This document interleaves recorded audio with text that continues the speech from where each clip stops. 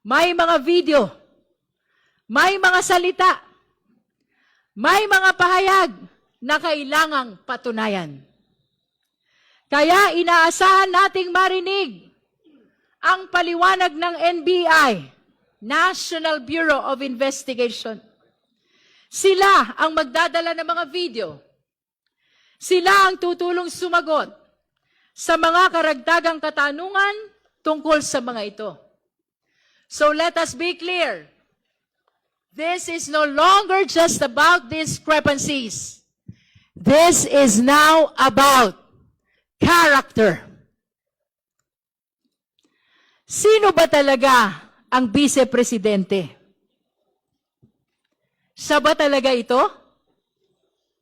Ang vice-presidente?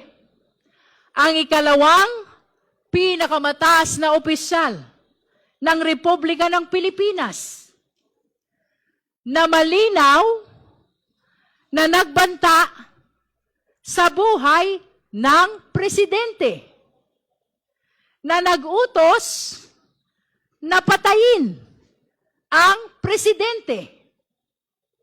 Siya ba itong uhaw sa karahasan na nakuha pang magsalita tungkol sa pagpugot ng ulo ng presidente? Is she a public servant, bound by the same laws as the person on the street? Or one who believes she is above the law? Siya ba ay lingkod bayan na yumuyuko sa batas? O isang makapangyarihang tao na gustong paluhurin ang batas? Ano ba talaga ang kanyang tunay na kulay? Iyan ang tanong natin sa araw na ito. Iyan ang susubukin nating sagutin.